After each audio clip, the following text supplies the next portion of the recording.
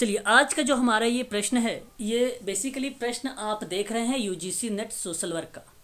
यह है दिसंबर 2013 का तृतीय प्रश्न पत्र।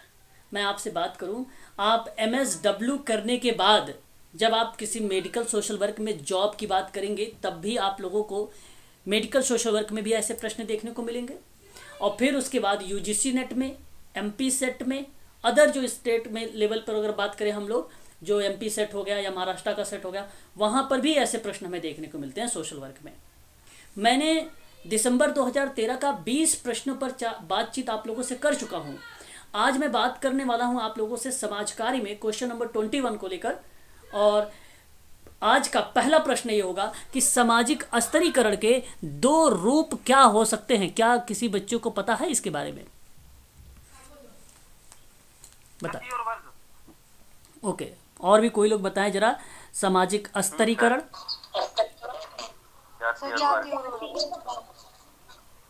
ओके सर सी आप यहाँ पे बता रहे हैं। चलिए, यहाँ आप सभी लोगों का जो जवाब आ रहा है जाति और वर्ग की तरफ, करेक्ट जवाब है, गलत जवाब नहीं आप लोग दे रहे हैं। अपने विचारों को आप जिस तरीके से प्रकट किया आपने सही किया है। हालांकि मैं इनके बारे में आप लोगों को पहले भी पढ़ा चुका हूँ, जानते हैं आप सभी लोग इसके बारे में सामाजिक स्तरीकरण क्या है। और सामाजिक स्तरीकरण अगर कभी परिभाषा के रूप में पूछा जाता है तो खासकर एक नाम आता है रेमंड मुर्रे करके। रेमंड मुर्रे की परिभाषा थी सामाजिक स्तरीकरण में। अगर मैं आप लोगों से बात करूं तो उनकी परिभाषा थी कि सामाजिक स्तरीकरण, क्या सामाजिक स्तरीकरण जो है समाज का उच्चता, एक शब्द आता है, और एक शब्द आता है निम्नता। निम्नता, इन्हीं को एक सामाजिक इकाई में जब हम क्षैतिज विभाजन करते हैं, कौन सा विभाजन? क्षैतिज विभाजन। और क्षैतिज विभाजन को हम लोग बोलते हैं हॉरिजॉन्टल डिवीजन, है ना। तो आप ध्यान रखिएगा, क्षैतिज विभाजन, समान विभाजन, ये 2 शब्द जब मिले तो आप रेमंड मुर्रे का नाम लगाएंगे।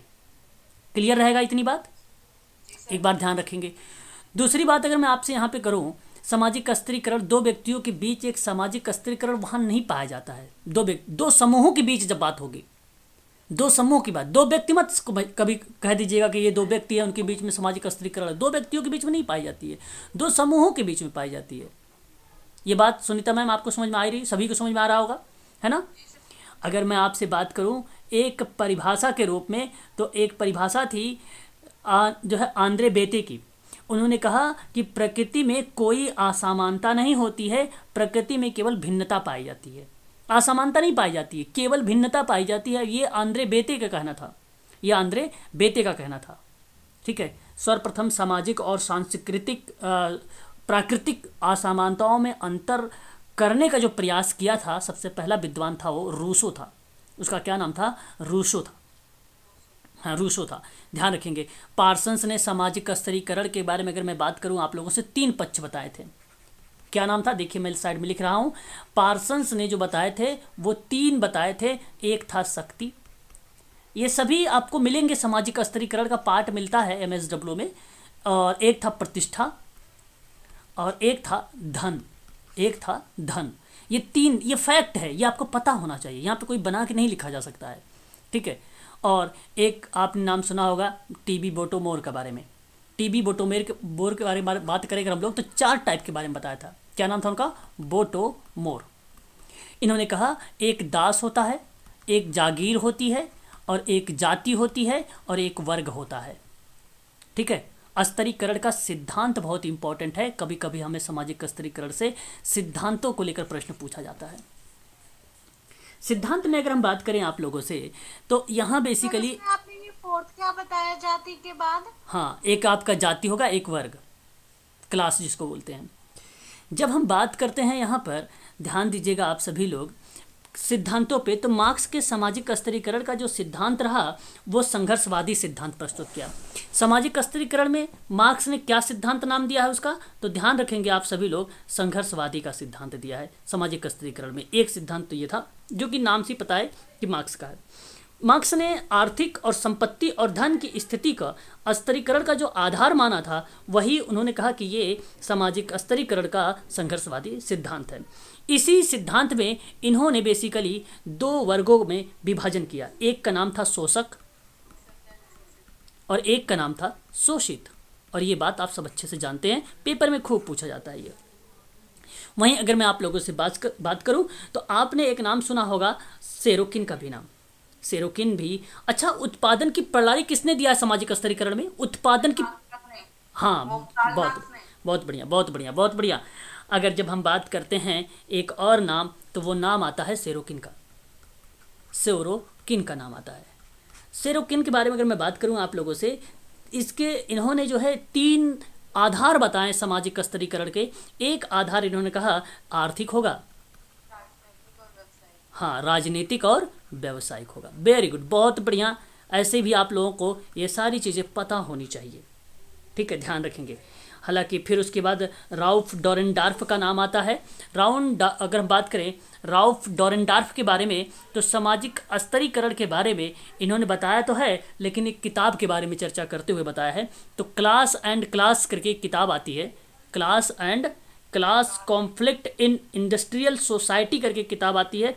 उस किताब में इन्होंने स्तरीकरण का मुख्य आधार जो है उत्पादन के साधनों पर नियंत्रण होना है या नहीं होना है, इस तरीके की बात बताया है डॉरेनडॉर्फ ने।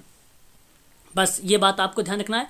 नाम आप याद रखेंगे किस तरीके से कौन सा विद्वान कहाँ पे आ रहा है, सामाजिक स्तरीकरण में क्या बातें कह रहा है, एक एक लाइन में आप अपनी कॉपी पर मेंशन कर सकते हैं, ठीक है। और उसके बाद अगर हम बात करें तो मैक्स वेबर ने अपनी एक किताब लिखी थी इकोनॉमिक एंड सोसाइटी करके, काफ़ी इंपॉर्टेंट रहा। उसने भी 3 आधार बताए थे, और एक आधार इसके अंतर्गत आता है वर्ग, दूसरा आता है परिस्थिति जिसको हम लोग स्टेटस बोलते हैं, और तीसरा दल। वेरी गुड, जिसको हम लोग पार्टी कहते हैं। बहुत बढ़िया, बहुत बढ़िया। तो ये चीज़ें आप लोगों को ध्यान रखना होगा, क्योंकि इम्पोर्टेंट्स नाम है ये सारे के सारे जो हमें देखने को मिलता है। सामाजिक स्तरीकरण का मतलब होता है स्तरीकरण का सार्वभौमिकता होना और सामाजिक संस्कृति का होना, स्थिति एवं पद का विश्लेषण करना, और ज्ञान के समाजशास्त्र के एक पक्ष में जब हम व्यक्त करते हैं तो वो सामाजिक स्तरीकरण की विशेषता के रूप में देखने को मिल जाता है। तो इतनी बातें आप लोगों को सामाजिक स्तरीकरण से ध्यान रखना होगा, जो मैंने अभी आप लोगों से चर्चा किया है। आगे बात करते हैं क्वेश्चन नंबर 22 के बारे में।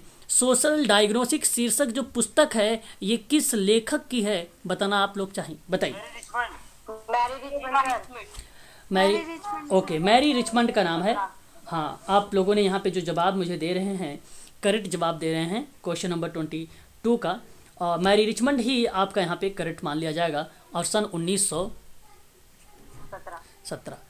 आप लोगों में से मुझे बताइए, ये जो किताब जब लिखी गई सोशल डायग्नोसिस, तो मैरी रिचमंड किस विद्वान से बड़े प्रभावित होकर ये किताब लिखा था, बताएं। नहीं, गार्डन हैमिल्टन, नहीं, नहीं, सिगमंड फ्रायड। अभी आप लोगों को मैंने हाल ही में एक क्लास लिया था और वहाँ पे मैंने चर्चा भी किया था, बताया था सिगमंड फ्रायड के बारे में कि फ्रायड से ही प्रभावित होकर इन्होंने इस किताब को लिखा है सोशल डायग्नोसिस की। और ये बात आपको शायद मैंने कल की ही क्लास में, जब मैं अमेरिका का इतिहास पढ़ा रहा था, हाँ, कल की ही क्लास में आप लोगों से जिक्र हुआ था इसके बारे में, ठीक है। तो छोटी छोटी चीज़ों को आप सभी लोग ध्यान रखें, ठीक है। आगे बात करते हैं। एक एच पार्लियामेंट है, आपको पता होना चाहिए, सोशल वर्क MSW के स्टूडेंट ध्यान दे।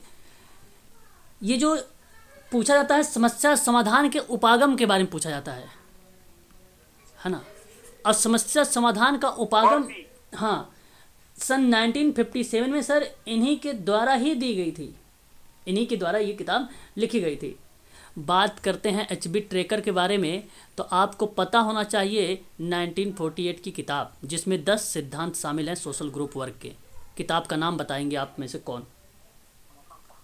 Social group work principal and practice. Very good, बहुत बढ़िया, शाबाश, बहुत बढ़िया। ध्यान रखेंगे, जो किताब का नाम बताया इन्होंने। हर्बर्ट बिश्नो के बारे में अगर मैं बात करूं आप लोगों से, तो इनका नाम तो आप सब भली भांति तरीके से जानते होंगे। किस में आता है? दर्शन मिश्रण। बिल्कुल, समाजकारी के दर्शन। और जब आप लोगों से समाजकारी के दर्शन पूछे जाएं, तो मैं आप सबसे यही कहूँगा कि आप लोग इनका नाम अवश्य ध्यान रखेंगे, बहुत इंपॉर्टेंट है। दर्शन का मतलब जानते हैं आप लोग क्या होता है? दर्शन सामाजिक जीवन के मौलिक सिद्धांतों और अवधारणाओं की व्याख्या करता है कि नहीं? किसकी व्याख्या करता है? सिद्धांत और धारणा की व्याख्या करता है। दर्शन सामाजिक संबंधों के सर्वोच्च आदर्शों का निरूपण होता है। समाज कार्य जो है मानव जीवन को अधिक सुखमय और प्रकारात्मक बनाने का जो संकल्प रखता है वो दर्शन ही है। वो दर्शन ही है। जो प्रक्रिया आप लोगों ने पढ़ा भी है, बेथम का नाम, एक नाम अभी हाल ही में इसी वर्ष का पेपर में मैंने करवाया है 2013 में ही। आपने देखा था कि ऑप्शन में बेथम का नाम आ रहा था। बेथम अगर हम बात करें तो ये बात साफ शब्दों में कहा है कि दर्शन जो है मौलिक सिद्धांत और धारणाओं की व्याख्या करता है, सामाजिक संबंधों को सर्वोच्च आदर्शों का निरूपण करता है। ये बेथम का स्टेटमेंट है दर्शन में। लेकिन जब हम बात करते हैं हर्बर्ट बिश्नोई के बारे में, तो हर्बर्ट बिश्नोई एक ऐसे विद्वान हैं जिन्होंने 3 प्रमुख कारण को भी प्रस्तुत किया था। सामाजिक व्यवसाय का नवीन होना समाज कार्य के अंतर्गत जो दर्शन है वो प्रक्रियाएं इसके अंतर्गत आती है। फिर अगर मैं आप लोगों से बात करूं तो इसी में ही सेवार्थी समूह और उसी के समक्ष अपनी कार्य पद्धति और प्रविधियों का विवरण प्रस्तुत करना, ताकि सोशल वर्कर के द्वारा कठिनाई महसूस की जा रही जो उसको आसानी से सॉल्व किया जा सके, है ना। ये इस तरीके की बातें जो है समाज कार्य दर्शन के अंतर्गत हमें देखने को मिलती है, जैसा कि आप सभी लोगों को मैं पहले भी बता चुका हूँ। दर्शन तो एक बार बता दीजिए, अगर आप लोगों के ये क्लियर हो गया है तो आगे बढ़ जाता हूँ। और हाँ, दर्शन में एक फिलॉसफी, इसको इंग्लिश में बोला जाता है। फिला का मतलब क्या होता है? प्रेम। सोफिया का अर्थ क्या होता है? बुद्धिमता। और फिलॉसफी दोनों को मिला दिया जाए तो प्रेम, बुद्धिमता से प्रेम की बात हो जाती है, ठीक है, वही फिलॉसफी हो जाता है।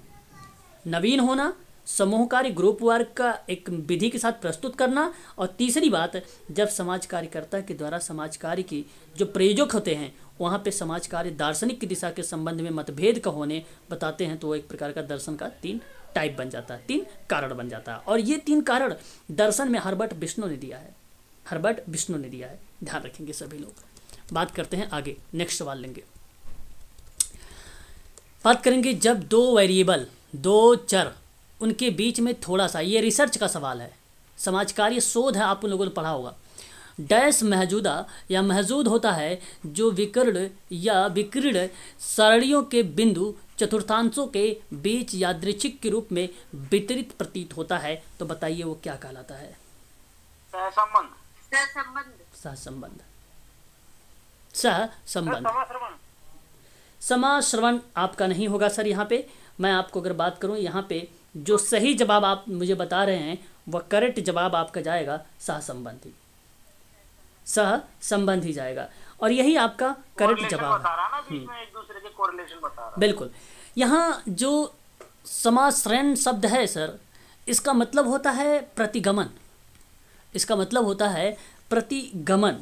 हाँ, कहीं कहीं हम इसे रिग्रेशन का नाम देते हैं। अगर आप इंग्लिश देखेंगे तो आपको मिलेगा भी, यहाँ पे देख सकते हैं आप, यहाँ पे रिग्रेशन शब्द मिल रहा है, ये एसोसिएशन शब्द मिल रहा है, ये कोरिलेशन मिल रहा है, ये डिफरेंस मिल रहा है। तो रिग्रेशन क्या होता है?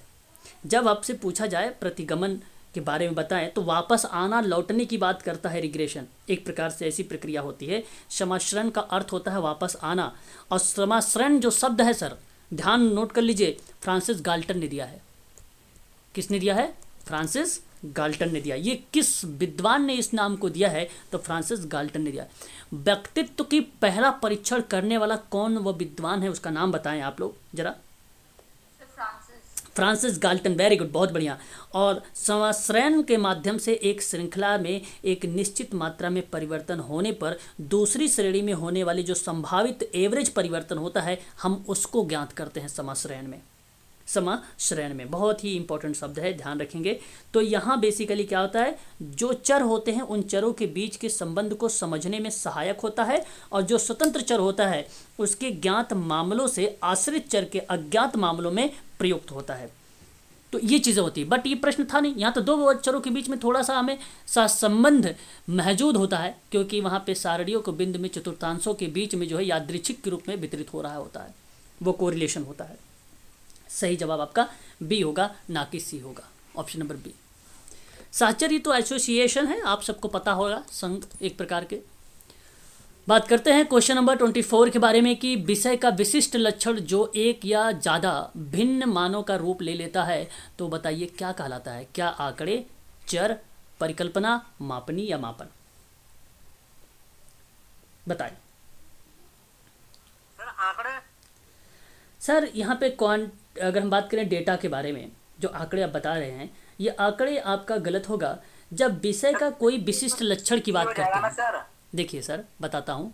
जब किसी विषय का विशेष लक्षण की बात हो रही है, विशेष लक्षण एक या तो ज़्यादा भी हो सकता है, तो एक और ज़्यादा क्या हो सकता है? आंकड़े, चर, परिकल्पना की मापनी। देखिए, मापनी और परिकल्पना, नहीं परिकल्पना गलत हो। परिकल्पना का कैसे ज़्यादा कर सकता है? हम तो उसी चीज़ को बात करते हैं जो पूर्व से पहले ज्ञान चीज़ों को हम लोग जानते हैं, उसको आधार पे ही कल्पना करते हैं, वो परिकल्पना होती है। अब दो में से कोई एक हो सकता है, या तो आंकड़े या तो वो। लेकिन कैसे? ध्यान से समझिएगा प्रश्न को। प्रश्न केवल इतना है कि विशिष्ट लक्षण जो एक या ज़्यादा भिन्न मानों का रूप दे दे, भिन्न भिन्न मान आ जाए, उसके अलग अलग मान आ जाए। तो आप लोग कह रहे हैं कि यहाँ पर जो प्रक्रिया बनेगी वो डेटा का बनेगी। नहीं, यहाँ अगर मैं आपसे बात करूँ कि चर किसे कहते हैं, तो आप लोग ध्यान दीजिएगा, सही जवाब जो माना जाएगा वो वेरिएबल होगा। विशिष्ट लक्षण के रूप में अगर हम बात करें या एक या ज़्यादा भिन्न मानों की बात करें, तब भी हमें देखने को मिलता है वेरिएबल। उसको हम लोग क्या कहते हैं? वेरिएबल कहते हैं, चर कहते हैं। और चर दो टाइप के होते हैं वेरिएबल। चर की अगर कोई परिभाषा पूछे, जिसका मान परिवर्तित होता रहता है, वो चर होता है। शोध में वेरिएबल का मतलब बताया गया वस्तु घटना से तथा चीज़ों के उन गुणों से होता है जिसे मापा जा सकता है। अतः वेरिएबल की कुछ विशेषताओं के रूप में भी फिर हमें देखने को मिला। चर कई टाइप के होते हैं, खासकर आपको तो मालूम होगा कि चर मैंने आपको बताया है कि एक आश्रित चर होता है, एक निराश्रित चर होता है ना। तो उन चीज़ों को आप लोगों को ध्यान रखना होगा। वेरिएबल, ये सोशल वर्क के रिसर्च का प्रश्न है, आप लोगों को ये समझ लेना जरूरी है। इसको इंग्लिश में वेरिएबल कहते हैं। स्वतंत्र चर वो होता है जो राशि का एक ऐसा प्रकार जो किसी मान को ग्रहण कर सकता है, अर्थात उसकी जगह किसी भी मान को रखा जा सकता है, ये स्वतंत्र चर होता है। लेकिन परतंत्र चर वो होता है जहाँ जिसकी मान को पूरी तरह से स्वतंत्र रूप से मान पर निर्भर करता है, यानी परतंत्र चर कहलाता है। वो परतंत्र चर कहलाता है। ठीक है, ये बात आपको ध्यान रखना है। ठीक है, चलिए आगे बढ़ेंगे। क्वेश्चन नंबर नेक्स्ट की अंतर्राष्ट्रीय महिला वर्ष की बात पूछा जाए तो क्या बताना उचित समझेंगे आप सभी लोग? जी 1975 अंतर्राष्ट्रीय महिला वर्ष 1975 ही आपका सही रहेगा, और ये आपका सही जवाब जाता है 1975। मैंने आपको कई बार इसके बारे में बता भी चुका हूँ कि 8 मार्च को अंतर्राष्ट्रीय दिवस के रूप में ये फिर मनाया जाने लगा। 1976 से लेकर 19, ध्यान से सुनिएगा, जैसे किसी बच्चे ने कहा कि 1976 से लेकर 1985 तक में, इन दोनों के बीच की बात थोड़ा समझिए। महिलाओं के लिए संयुक्त राष्ट्र दशक जो था उसका स्थापित किया गया, उससे क्या किया गया? स्थापित किया गया था। इसके बीच में आप ये बात ध्यान रखेंगे सभी लोग। इंपॉर्टेंट चीज़ें थी यहाँ पर, ध्यान रखने वाली बातें। यहाँ पे सही जवाब जो जाएगा ऑप्शन नंबर आपका केवल और केवल सन 1975 जाएगा। और इसी दिन से ही 8 मार्च की अगर हम लोग बात करते हैं तो मनाया जाता है क्या? अंतर्राष्ट्रीय महिला दिवस मनाया जाता है। महिलाओं पर पहला संयुक्त राष्ट्र विश्व सम्मेलन जो है 19 जून से चला था। कब से चला था? 19 जून से चला था, 2 जुलाई तक चलाया गया था। ये 1975 की बात मैं कर रहा हूँ। मैक्सिको सिटी में आयोजित किया गया था। ये मैक्सिको सिटी में आयोजित किया गया था। मैक्सिको सिटी में आयोजित किया गया था। ये ध्यान रखेंगे आप लोग।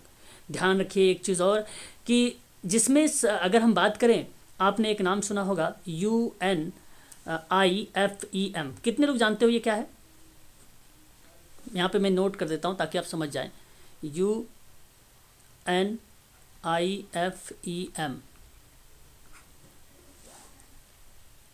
पता है क्या है? United Nations development fund for women है। United national development fund and women है। और ये इसका मतलब होता है कि महिलाओं की महिलाओं के लिए संयुक्त राष्ट्र विकास कोष। और यह पहला ऐसा सम्मेलन था जो 1980 में महिलाओं के लिए कोपेनहेग में आयोजित किया गया था। याद आ रहा होगा सन 2022 में एक प्रश्न कोपेनहेग से भी यहाँ से पूछा जा चुका है और यही प्रश्न था जो मैंने अभी आपको यहाँ पे जिक्र किया है ना। और महिलाओं के खिलाफ सभी प्रकार के भेदभाव को समाप्त करना है। ये जो सम्मेलन था नैरोबी में किया गया था केन्या में सन 1985 में, सन 1985 में। ये ध्यान रखेंगे आप सभी लोग। कहाँ पे किया गया था? नैरोबी में किया गया था। हाँ, ये बात भी आपको ध्यान रखना है जी। सर इन्हें एक बार सीक्वेंस में बता दीजिए सारे। अभी आपको ये दो ध्यान रखिए, मैंने जो दो बताए हैं, महिलाओं के लिए एक संयुक्त राष्ट्र विकास का कार्यक्रम जो स्थापित हुआ था, पहली बार जब स्थापित हुआ 1980 में कोपेनहेग में, ये बात ध्यान रखें। और उसके बाद एक महिलाओं के लिए संयुक्त राष्ट्र का दशक माना गया, और वो दशक तक आपको तो पता हो गया 1975 से लेकर 1985 तक का है, अभी भी बताया है ये बात। तीसरी बात है, आप ये ध्यान रख लीजिए कि महिलाओं के खिलाफ सभी प्रकार के भेदभाव को समाप्त करना। इन शॉर्ट में इसको CEDW कहा जाता है, CEW कहा जाता है, ठीक है। और इसकी शीघ्र पुष्टि जो है नैरोबी यानी केन्या में 1985 में किया गया था, ये आपको ध्यान रखना है। और राष्ट्रीय कानूनों में लैंगिक भेदभाव को हटाने के लिए राज्य कार्यक्रमों की एक श्रृंखला निर्धारित कर दी गई थी सन 2000 में। सन 1975 में मैस्को सिटी के सम्मेलन एक हुआ था, मैस्को सिटी का सम्मेलन हुआ था, ये भी आप वहाँ पे ध्यान रख सकते हैं, ठीक है। इतनी चीज़ें आप लोगों को जो है ध्यान में रखना है। और सन 1976 में जब बात करते हैं तो महिलाओं के खिलाफ अपराध पर अंतर्राष्ट्रीय न्यायाधिकरण की बात हुई थी, जो है ब्रसेल्स में, बेल्जियम में है, तो बेल्जियम में हुआ था, 1976 में हुआ था, 1976 में हुआ था। बस इतनी बातें आप लोग ध्यान रखें, काफ़ी है आप सबके लिए, ठीक है। स्पष्ट? बताइए। जी सर, जी सर। चलो बहुत बढ़िया बात है, क्लियर होना ज़रूरी है आप सबके, ठीक है। चलिए आगे बात करते हैं नेक्स्ट सवाल के बारे में। इसका सही जवाब चला जाएगा ऑप्शन नंबर सी। अगला सवाल हमारे सामने है कि दैनिक मांगों की प्रति क्षतिग्रस्त, ध्यान देखिएगा, बड़ा अच्छा सवाल है। दैनिक मांगों के प्रति क्षतिग्रस्त अनुकूलन के साथ जन्म से उपस्थित जो गंभीर स्थिति है उसको हम क्या कहते हैं? मानसिक मंदता। अच्छा, उपरोक्त में से दोनों हैं। ऑप्शन दोनों की तरफ जा रहे हैं। बड़ा अच्छा सवाल है और आप लोगों ने यहीं पर गलती कर दिए हैं। सही जवाब ऑप्शन नंबर बी होगा, केवल मानसिक मंदता। केवल मानसिक मंदता। इसको आईडी कहा जाता है, इंटेलेक्चुअल डिसेबिलिटी। दैनिक मांगों के प्रति क्षतिग्रस्त, बता दूं आपको, ध्यान रखिएगा, मानसिक मंदता एक दशा है, एक कंडीशन है, लेकिन जो मानसिक बीमारी है ना, बाद में लगती है। हाँ, ये बाद में होती है, ये जन्म के बाद होती है। इसको ठीक किया जा सकता है, लेकिन मानसिक मंदता को परिवर्तित किया जा सकता है। यानी अगर हम आपसे बात करें तो ये केवल उसके बिहेवियर में बदलाव लाया जा सकता है ना। जैसा कि आप लोगों ने देखा भी होगा फिल्मों में कि अगर उनका दिमागी हालत ठीक नहीं होता तो चोट लगता है या कोई एक्सीडेंट ऐसा होता है कि वो ठीक हो जाते हैं, है ना, फिर वो सही भी हो जाते हैं। लेकिन जो मानसिक मंदता वाली प्रक्रिया की बात होती है, जैसे एक शपथ मूवी है, आपने देखा होगा, जॉनी लीवर ने काम किया है ना ये। और आपने अगर दिलवाले मूवी देखा है तो अजय देवगन की, जिसमें वो MI हो जाते हैं, मेंटल इलनेस, आपने देखा होगा। तो ये मेंटल इलनेस का है, लेकिन जो जॉनी लीवर की है शपथ मूवी में, वो मानसिक मंदता को दर्शाता है। जो उसी आधार पर अगर हम बात करें तो ये जो है प्रश्न है। तो क्षतिग्रस्त अनुकूलन के साथ जन्म से, अब जन्म मैंने बताया, जन्म से क्या होता है, दशा होती है ना, कि भाई ये तो बाद में होता है रोग, है कि नहीं, बाद में होता है ये तो जन्म से है। देखिए प्रश्न लिख रहा है, उपस्थित गंभीर स्थिति को क्या कहेंगे हम लोग? मानसिक मंदता कहेंगे। क्लियर हो गया ये प्रश्न? बता दीजिए एक बार, तो फिर मैं आगे बढ़ूँ।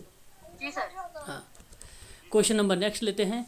दमन को और क्या नाम दे सकते हैं आप लोग, बताइए जरा। विलगता दे सकते हैं आप लोग। दमन, अगर हम बात करें भूतकाल में भटकना, मतलब अतीत में भटकना हो जाता है दमन का मतलब। भूतकाल में भटकना मतलब अतीत में भटकना, आप कह सकते हो कि नहीं, बताइए। बिल्कुल बोल सकते हो, इसमें कोई दो राय नहीं है ना। बोलते रहिए आप लोग, थोड़ा सा अपने विचारों को प्रकट करते रहिए भाई। भटकना कैसे होगा? दमित इच्छाओं का वो होता है। नहीं, मैं ये कह रहा हूँ कि भूतकाल में भटकने का मतलब होता है अतीत में भटकना। जी जी जी सर। हाँ, तो ये तो सत्य है बात, लेकिन दमन को हम ये चीज़ें नहीं कह सकते हैं, इसलिए ये स्टेटमेंट आपका गलत हो जाएगा। आगे बढ़ते हैं। विलगता की बात आप लोग में से कोई लोग कह रहे हैं, बल्कि विलगता का मतलब आपको पता होना चाहिए, अलग होना होता है, अलग होने की क्रिया होता है। सर ये आसक्रांतिक मनोवेग का प्रावरोध होगा। उसका मतलब होता है, अगर हम बात करते हैं, जैसे अगर मैं कहूँ कि संचारी रोगी की एक जो रोकथाम या रोगी के दूसरे रोगियों के साथ जो कार्यकर्ता विशेष देखभाल की प्रक्रिया में आता है, तो वह प्रक्रिया आपकी क्या बनती है? औचित्य स्थापन की। वह प्रक्रिया क्या बनती है? औचित्य स्थापन की, जो कि उचित अवस्था या भाव की स्थापना करना या किसी विचार या मत का तर्क संगत स्थापना करना, वो औचित्य होता है, दमन नहीं होता है। रिप्रेशंस की बात अगर हम करें तो आंशिक मनोवेगों का प्रबोध होता है या प्ररोध होता है। सही जवाब जो होगा आपका आंशिक मनोवेग का प्ररोध होता है, करेक्ट जवाब। एक बार इसकी इंग्लिश देख लीजिए ताकि आपको और अच्छे से समझ में आ जाए इस प्रश्न के बारे में। देख सकते हैं यहाँ पर। सर क्वेश्चन आया भी था शायद इससे पहले, मतलब दूसरे सेंस में था, दमन था उसका आंसर, प्रावरोध का। हाँ, इससे सवाल आते हैं। रिप्रेशन का अगर हम बात करते हैं तो यहाँ पे आपको पता हो चुका है कि ये दमन होता है एक प्रकार से। अगर बलपूर्वक शांत करने का काम को भी हम लोग इसको बोल देते हैं दमन की प्रक्रिया। कठोरता पूर्वक दबाना या कुचलता होता है, और वो प्रक्रिया आपको बताती है ऑप्शन नंबर डी को, जो कहता है आपसे डी कि आंशिक मनोवेग का प्रबोध। ठीक है, यही आपका करेक्ट जवाब रहेगा। आगे बढ़िए और नेक्स्ट सवाल लेते हैं। क्वेश्चन नंबर हमारे सामने आ गया 29। कितने नंबर क्वेश्चन चल रहा था वो? 27 था ना, एक और क्वेश्चन रहा होगा 28। भारत में आयु जो है पिरामिड यानी सूची स्तंभ का आधार किस कारण से विस्तृत किया गया है? बड़ा अच्छा सवाल है आपके सामने, बताइए जरा एक बार। भारत में अगर हम बात करें तो जनसंख्या पिरामिड जो है त्रिकोण दर्शित होता है, त्रिकोण पर आधारित है। देखिए हो आप लोग, त्रिकोण पिरामिड, जिसको हम लोग है ना पिरामिड कहते हैं। क्या बोलते हैं? पिरामिड बोलते हैं। और इसी को W.A. थॉमस और ऑथर लेविस ने किया है। इसी पिरामिड की बात कर रहा हूँ मैं, जहाँ पे थॉमस और ऑथर लेविस का नाम आता है। ये दंड आरेख के माध्यम से व्यक्त किया जाता है। भारत में आयु पिरामिड की जो सूची स्तंभ है, जिसको हम लोग सूची स्तंभ बोलते हैं, उसका आधार किस कारण से विस्तृत किया गया है? तो क्या ऑप्शन सी करेक्ट जाएगा, जो उच्च जन्म दर को बता रहा होता है? जरा एक बार बताएं। सही जवाब ऑप्शन नंबर सी ही है, उच्च जन्म दर ही आपका करेक्ट माना जाएगा यहाँ पर। ठीक है, यही आपका करेक्ट रहेगा, उच्च जन्म दर ही करेक्ट है। बात करेंगे नेक्स्ट सवाल के बारे में। सर थॉमस और क्या तो बताए थे पिरामिड? हाँ, W. लेविस ने किया था और जो है थॉमस ने किया था इसी को, पिरामिड को। निद्रा, देखिए बहुत अच्छा सवाल। निद्रा आने में कठिनाई को क्या कहलाती है? बताइए जरा। इंसोमेनिया। क्या बात है भाई, शायद आप लोगों ने ये चीज़ें बड़ी अच्छे से पढ़ी है। अगर मैं हाइपोसोमिया की बात करता हूँ तो शायद आपके मन में आ रहा है अति निद्रा की बात, अति निद्रा की बात। और जब मैं आपसे बात कर रहा हूँ एनोरेक्सिया नरोसा के बारे में, तो आपके दिमाग में आ रहा होगा कम खाने के विकार की वजह से वजन बढ़ने से जो भय होता है, तो वो क्या करते हैं? उल्टी करते हैं ज़बरदस्ती वाली। एनोरेक्सिया नरोसा कहलाता है वो।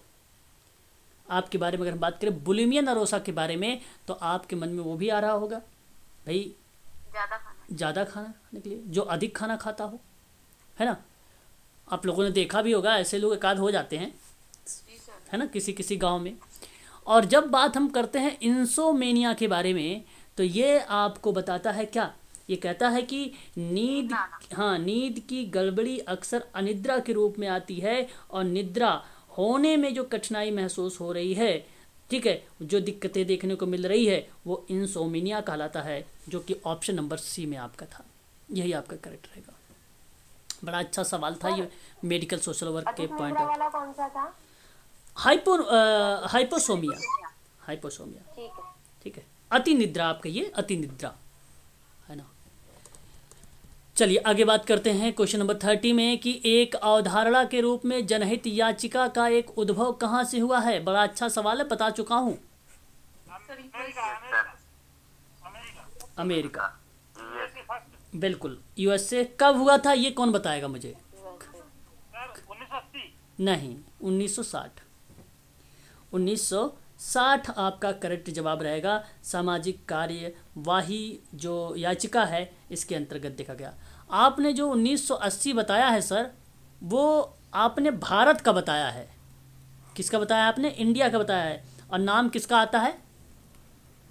पीएन भगवती। पीएन भगवती का नाम। भगवती। बहुत बढ़िया, सही जवाब आपका यहाँ पे जो जाएगा ऑप्शन नंबर पहला ही कर जाएगा। ये बात आप लोग ध्यान रखिएगा। अच्छा सवाल था हमारे लिए ये।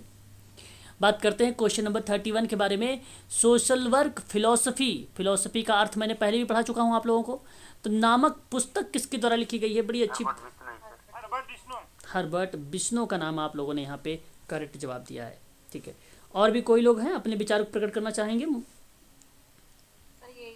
Okay, social work philosophy Herbert Bisno का नाम आता है और यही आपका करेक्ट जवाब रहेगा। हर्बर्ट बिश्नो का सन 1952 के दौरान हर्बर्ट बिश्नो ने the philosophy of social work के बारे में जिक्र किया था। कब? 1952। कितने लोग मुझे बताएंगे?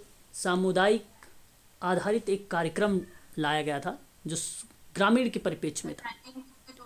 सामाजिक विकास वाला। हाँ, सामुदायिक विकास का कार्यक्रम था वो। ऑप्शन नंबर, हाँ, ये आपका सही जवाब जाएगा। ऑप्शन नंबर फिर ये वाला यहाँ पर। आपने एक लिंडो मैन का नाम सुना होगा। लिंडो मैन, अगर मैं इनके बारे में बात करूँ तो इन्होंने कहा है कि समाज कार्य दर्शन में अपना प्रक्रिया जताते हुए बताया है कि समाज कार्य और दर्शन की जो प्रक्रियाएं हैं वो बेसिकली लिंडेमैन और गेशल कोनफ्का की बात आती है। इन दोनों का नाम आता है इसमें, परंतु इसका सही जवाब ऑप्शन नंबर पहला ही होगा। यहाँ आप ध्यान रखेंगे, समाज कार्य दर्शन और साथ में समाज कार्य एक साथ रहेगा और करके दर्शन लगा दीजिएगा आप सभी लोग। आगे बात करते हैं थॉर्नडाइक के बारे में। आपने थॉर्नडाइक के बारे में तो पढ़ा ही होगा भली भांति तरीके से। एजुकेशनल साइकोलॉजी की जब बात होती है तो नाम किसका आता है? थॉर्नडाइक का नाम आता है। ट्रायल एंड एरर की जब मैं बात करता हूँ, प्रयास एवं त्रुटि का सिद्धांत की बात, तब भी थॉर्नडाइक का नाम आता है। ये बात आप लोगों को अच्छे से पहले भी पता है। और इन्होंने बिल्ली पर किया है प्रयोग, ये बात भी आपको पता है अच्छे से। HB ट्रेकर के बारे में अभी भी नाम आप लोगों ने ऊपर देखा है और आपको पता हो गया होगा। Social group work principal and practice किताब सन 1948 में। चलिए, बहुत बढ़िया है। ये सारी चीज़ें आप लोग पढ़ते जाइए ताकि आप लोगों को याद हो जाए, कंठस्थ रहे। जैसे ही पेपर में प्रश्न आए आप तुरंत उसका सही जवाब दे पाएँ। क्वेश्चन नंबर 32 की बात करते हैं। व्यवस्था के रूप में समूहों के बारे में हमारी समझ के लिए प्रमुख योगदानकर्ता कौन है? क्या बोगार्ट्स हैं, किंग्सले डेविस हैं ये, कि टालकाट पार्सन्स होंगे, कि यहाँ पे अगर हम बात करें तो गार्वियन होंगे? पार्सन्स। व्यवस्था के रूप में समूह के बारे में हमारी समझ के लिए प्रमुख जो योगदान करता है वो टालकाट पार्सन्स है। ऑप्शन नंबर सी करेक्ट होगा आपका यहाँ पे। हम की भावना, उत्तरदायित्व की भावना, निर्भरता की भावना, बोगार्ट्स का नाम आता है। सामाजिक दूरी की मापन की बात होती है 1959 में, तो बोगार्ट्स का नाम आता है। बात करते हैं किंग्सले डेविस के बारे में। द्वितीयक समूह उन सबका विरोधी रूप है जो प्राथमिक समूह के बारे में कहा जाता है। वह प्रक्रिया किंग्सले डेविस के नाम हमें देखने को मिलती है। बात करते हैं समाज कार्य अभ्यास में, तो समाज कार्य अभ्यास में गार्विन का नाम आता है, देखने को मिलता है। ये आपका ऑप्शन नंबर डी में, परंतु यहाँ पे सही जवाब जो जाएगा ऑप्शन नंबर सी यानी थर्ड करेक्ट होगा। क्वेश्चन नंबर 33 की बात करेंगे हम लोग। देखिए, निम्नलिखित में से सुधारात्मक कार्यक्रम सेवाएं कौन सा नहीं है? बड़ा अच्छा सवाल है। क्वेश्चन नंबर 33 जी sir, option C. Option C की तरफ आप लोग जा रहे हैं। ओके, अगर मैं आपसे बात करूं यहाँ पे क्वेश्चन नंबर 33 के बारे में, तो जो भिक्षावृत्ति विरोधी कार्यक्रम है इसकी रोकथाम मुंबई में किया गया था 1957 सर। 59 मैडम सर 7 बॉम्बे वाला 59 होगा, 57 नहीं होगा। एक बार चेक कर लीजिएगा, रीचेक। वैसे बेसिकली 1959 है, 1959 ही करेक्ट होगा, 57 नहीं होगा। 59 ही है, हाँ 59 ही है। फिर जब पंजाब और हरियाणा की बात करते हैं तो 1971 आता है। ये बात ध्यान रखिएगा आप सभी लोग। और बात करते हैं बंदी गृह कल्याण सेवाओं को लेकर, जो सुधार के परिप्रेक्ष्य में बात, ये भी आप लोगों से क्या करता है, नहीं, जो महानिरीक्षक और सुधार सेवाओं के रूप में आता है। और ये प्रक्रिया बेसिकली 1985 में आया था। जब हम बात करें समुदाय आधारित युवा क्लब की, तो ये बात ध्यान रखिएगा, समुदाय के आधार पर है युवा क्लब सबसे बढ़िया कार्यक्रम, सुधारात्मक कार्यक्रम, सेवा कार्यक्रम के रूप में नहीं है ये नहीं है। बेसिकली बंदी गृह की बात कर रहे हैं, भिक्षावृत्ति की बात करें, ये आपका बन जाएगा। इसमें पूछा नहीं के लिए, है ना, नहीं के लिए पूछा है। तो समुदाय आधारित युवा क्लब है, क्लब थोड़ी ना हो सकता है, बताइए जरा, है ना, ये नहीं हो सकता है। किशोर अपराधियों के लिए विशेष विद्यालय की बात करें तो ये भी हो सकता है। आपका प्रश्न में आपका सही जवाब जो जाएगा नहीं है वो सी यानी थर्ड। ठीक है, याद रखेंगे इसे। मनोसामाजिक सिद्धांत किसने प्रतिपादित किया है? बड़ा अच्छा सवाल है। ओके,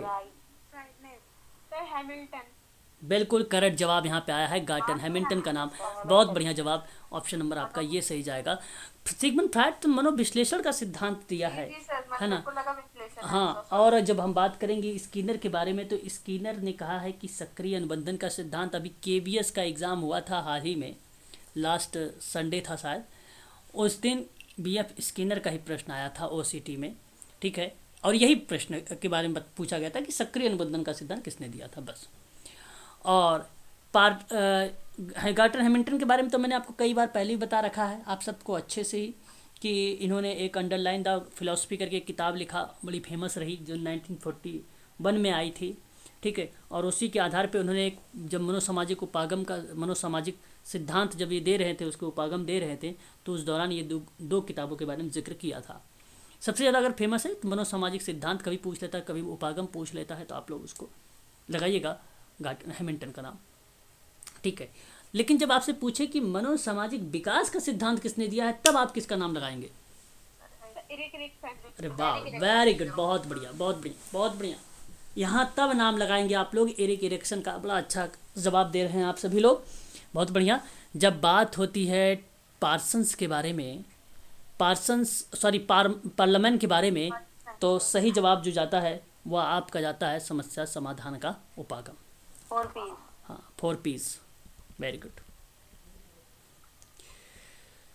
चलिए आगे देखते हैं। चरों के पुनर्वर्गीकरण और कार्यात्मक अनुमान में डैश सहायता करता है, तो क्या कहना उचित समझेंगे? शोध का विकल्प, शोध के आंकड़ों का विश्लेषण, प्रतिचयन की प्रक्रिया, प्रतिचयन का गठन, क्या कहना उचित समझेंगे, बताएं।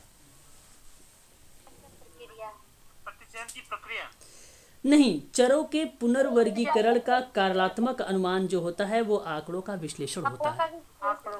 हाँ, आंकड़ों का विश्लेषण होता है। हाँ, पुनर्वर्गीकरण की प्रक्रिया तो इसी के अंतर्गत आ सकती है, डिजाइन में थोड़ी ना आ सकती, ना ही प्रतिचयन की प्रक्रिया में आ सकती। आप प्रश्न को सोचें, फिर ऑप्शन को देखें ध्यान में। क्या आप इन तीनों ऑप्शनों को, बहुत इजी सवाल है, टफ सवाल नहीं है। मैंने कहा ना कि ये कहो कि अगर आप ये प्रश्न मॉडरेट लेवल पर है, तो नहीं, ये इजी टाइप का प्रश्न है ना। एक मॉडरेट होता है, एक एक माइल्ड होता है, और एक जो है इजी टाइप में होते हैं, है ना। तो ये इजी टाइप में रखेंगे आप, ऑप्शन नंबर आपका बी करेक्ट रहेगा यहाँ पे। जब प्रश्न में ही उत्तर छिपा हो तो इसे इजी टाइप में रखते हैं हम लोग, है ना। निम्नलिखित में से किसका उपयोग करके एक चर पर दूसरे चर के प्रभाव का विश्लेषण किया जाता है? देखिए, ये भी आपका इजी सवाल ही है। देखिए, आप कह रहे हैं साथ संबंध के बारे में मैंने पहले ही बता रखा है। नहीं, टी टेस्ट भी नहीं होगा यहाँ पे समाश्रयण होगा। अब ध्यान से समझिएगा कैसे, थोड़ा सा मैंने आपको पहले भी अभी दो चरों के बीच में जब मैं जिक्र कर रहा था, अभी लास्ट वाला प्रश्न हम लोगों ने थोड़ा सा चर्चा भी किया था, आप लोगों ने देखा भी है। कौन सा प्रश्न था हमारे सामने? वो था दो चरों के बीच में थोड़ा सा सहसंबंध मौजूद होता है, जो विकर्ण सारणियों के बिंदु को चतुर्थांकों के बीच में यादृच्छिक के रूप में वितरित होता है, वो सहसंबंध होता था। लेकिन यहाँ जब हम बात करते हैं क्वेश्चन नंबर 36 में, तो ये थोड़ा सा प्रश्न अलग आ जाता है। देखिए, एक चीज़ तो ये तय है, जब आपको एक प्रश्न पता हो उसका उत्तर वो होगा, तो उसी के आधार पे उस एग्ज़ाम में दूसरा प्रश्न नहीं हो सकता है। ये बात भी ध्यान रखिएगा। अगर आपने पहले सहसंबंध को लगा लिया है तो दोबारा सहसंबंध होगा ही नहीं, ये बात भी आप लोगों को पता होना चाहिए। तो आजकल ये एग्ज़ाम के आधार पर अगर मैं बात करूँ तो इस तरीके के प्रश्न हमें देखने को मिलते हैं। ठीक है, तो समाश्रयन का उपयोग करके एक चर दूसरे चर के प्रभाव का विश्लेषण करता है, वो समाश्रयन होता है। और जब हम दो चरों के, ध्यान सुनिए, बीच में थोड़ा सा संबंध मौजूद की बात करें, जहां विकर्ण सरणी और चतुर्थांश के बीच में रैंडम जैसे रूप विस्तृत होते हैं, प्रतीत होते हैं, वो सहसंबंध होता है। टी परीक्षण स्टूडेंट का परीक्षण होता है। काई स्क्वायर हम देखते हैं, हालांकि काई स्क्वायर एक प्रकार से अगर हम बात करें तो ये भी स्टूडेंट के आधार पे ही है, परंतु हम स्क्वायर परीक्षण करते हैं उसके बिहेवियर को। तो काई स्क्वायर आबे के द्वारा सन 1863 में दिया गया था सबसे पहले। ठीक है, फिर उसको द्वारा जो है कार्ल पियर्सन आए 1900 के दौरान में, इसको फेमस हुआ ये। और जब परिकल्पना सत्य ना हो, परीक्षण सांख्यिकी का नमूना एक चर से दूसरे चर के प्रभावों का विश्लेषण कर रहा हो, तो वह प्रक्रियाएं आपकी बन जाती है काई स्क्वायर की। जब मूल्य शून्य से भिन्न हो तथा प्रक्रियाएं जब वहाँ पे स्टूडेंट के आधार पे हो, तो वह टी टेस्ट के रूप में जाना जाता है। सही जवाब आपका ऑप्शन केवल समाश्रयन कहलाता है, यहाँ पर यही सही माना जाएगा, है ना। सॉरी, आगे बात करते हैं। प्रायिकता प्रतिचयन के अंतर्गत निम्नलिखित में से कौन सा नहीं है? देखो पता होना चाहिए प्रोबेबिलिटी कौन सा है और नॉन प्रोबेबिलिटी कौन सा। हाँ सर, सी ऑप्शन। और कोई बच्चा है जिनको ये प्रश्न नहीं पता है? बताएं जरा एक बार, आप लोग भी बताएं तो मैं बताता हूँ, और भी किसी को मालूम है तो बताओ। बताए राकेश जी, क्या सवाल होना चाहिए? ये इन्होंने गलत बताया है, आप बताओ। प्रोबेबिलिटी एंड नॉन प्रोबेबिलिटी, आवाज जा रही है कि नहीं? प्रतिचयन नहीं आएगा जी, कुछ प्रतिचयन नहीं आएगा। ओके, चलिए मैं बताता हूँ। देखिए प्रोबेबिलिटी, आप लोगों ने सही जवाब दिया था। प्रोबेबिलिटी जो सैंपलिंग होता है वो एक सैंपल रैंडम होता है, एक सिस्टमैटिक सैंपल भी होता है, एक स्ट्रेटिस्फाइड रैंडम सैंपल होता है, एक क्लस्टर होता है, और ये बात आपको पता है। तो यहाँ अगर हम बात करें, क्लस्टर जो होता है वो तो गुच्छ बिल्कुल प्रोबेबिलिटी के अंतर्गत नहीं आता है। तो बेसिकली अगर हम बात करें आप लोगों से, तो आप देख सकते हैं एक तो क्लस्टर ये प्रोबेबिलिटी ये है, प्रोबेबिलिटी ये है, प्रोबेबिलिटी ये है। तो बताइए मैंने कब बोल दिया कि नॉन प्रोबेबिलिटी ये है? नॉन प्रोबेबिलिटी में तो भाई आपका पर्पस आता है, आपका कन्वेंशन आता है, आपका जजमेंटल आता है, आपका कोटा आता है कि नहीं? ये सारे आते हैं आपका। हाँ, सही जवाब आपका ऑप्शन नंबर, अगर हम बात करते हैं यहाँ पे तो सी वाला, थर्ड वाला, इसको हम लोग बोलते हैं नॉन प्रोबेबिलिटी बोलते हैं, है ना। ये चीज़ आपको ध्यान रखना है। क्वेश्चन नंबर जब हम बात करते हैं 38 के बारे में, निम्नलिखित में से कौन सी तकनीकी जो है व्यक्तिक समाज कार्य की एक तकनीकी है? सार्वभौमिकीकरण है, प्रोत्साहन है, ए और बी है, कि इनमें से ए बी भी नहीं है? बताइए क्वेश्चन नंबर 30। यहाँ सी ऑप्शन सही जाएगा कि इनमें से कौन सी तकनीकी है जो व्यक्तिक समाज कार्य की तकनीकी है। ऑप्शन आपका सार्वभौमिकीकरण भी है, प्रोत्साहन भी है, ऑप्शन नंबर ए और बी करेक्ट जाएगा यहाँ पर। सर सार्वभौमिकीकरण तो मतलब सब पे लागू होता है, और लेकिन ये तो व्यक्तिक होती है ना। तो देखिए मैंने कहा टेक्निक के बारे में, तो वो बात अगर आप कह रहे हैं कि सब पे लागू होता है, अगर आपको पता है भाई अच्छी बात है, ठीक है, यूनिवर्सल है, ये अच्छी बात है। लेकिन क्या अगर यूनिवर्सल टेक्निक का आप केस वर्क में फॉलो नहीं कर सकते हैं? कर सकते हैं कि नहीं कर सकते? बिल्कुल कर। अगर टेक्निक है, केस वर्क की टेक्निक आपको बताऊं सब पे लागू होगी, सभी पर लागू होती है भाई। किसी की अगर यूनिक समस्याएं हैं तो भी वहाँ पे लागू होती है। तो technique of social case work में यूनिवर्सल आता है। और अगर आप इसको कह रहे हो कि नहीं आता है, तो फिर बताइए बी वाला ऑप्शन कहाँ है इसमें? अगर आप बी को मानते हो तो, और अगर बी को भी नहीं मानते हो तो भाई तो फिर गलत है, क्योंकि टेक्निक तो बी तो ऑलरेडी है, इसमें कोई दो राय नहीं है। आपके पास कोई ऑप्शन ही नहीं बच रहा, तो इसलिए आप अगर नहीं पहला आ रहा है तो आप सी को लगा सकते हैं ऐसी कंडीशन पर। क्लियर बात हुई? हाँ, इसलिए आप ध्यान रखें। यूनिवर्सल आपका आता है। और यहाँ पे अगर हम बात करें इनकरेज के बारे में, तो वो भी आपका कोड थोड़ी है, एक ही तो चुनना है, तो हम बी को चुन अच्छा, आप बी को चुन सकते थे, चलो कोई नहीं, परंतु आप ध्यान रखें, लेकिन यहाँ पे जो है आपका सही जवाब जो जाएगा वो दोनों माने जाते हैं, ठीक है, सार्वभौमिक भी माना जाता है, प्रोत्साहन भी माना जाता है, ठीक है। मध्यम, मध्यम का मतलब आप लोगों को पता होना चाहिए, ब्रोकर कहा जाता है ना। बड़ा अच्छा सवाल है हमारे सामने। इसकी भूमिका निभाने के लिए सामाजिक कार्यकर्ता को किन किन चीज़ों से होके गुजरना चाहिए, जरा आप मुझे बताएं।